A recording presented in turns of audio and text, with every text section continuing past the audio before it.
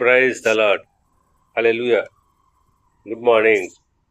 క్రీస్తునందు ప్రియులారా, ఈ ఉదయ కాలంలో మరొక నూతన వాగ్దానంతో మనము ఈరోజును ప్రారంభించుకుందాము.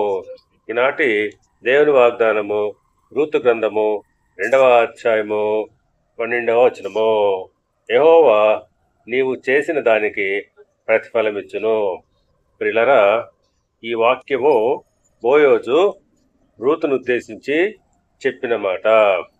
అవును, రూతు తన సత్ప్రవర్తనను బట్టి, ఆమె తాను ఎరుగని జనాంగాన్ని దేవుని వెంబడించడాన్ని బట్టి, ఆమె ఇశ్రాయేలుల దేవుడైన యెహోవా రెక్కల క్రింద ఆశ్రయం పొందడానికి వచ్చినందును బట్టి, ఆమె యొక్క గొప్ప తీర్మానాన్ని బట్టి యెహోవా ఆమెకు ప్రతిఫలము ఇచ్చునని బోయోజు అంటున్నాడు. అవును, నిజమే.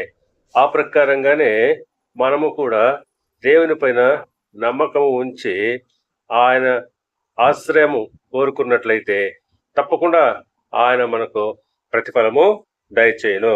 దేవుడు మిమ్మల్ని దీవించి ఆశీర్వదించి వర్ధిల్ల చేయును గాక. ఆమేన్.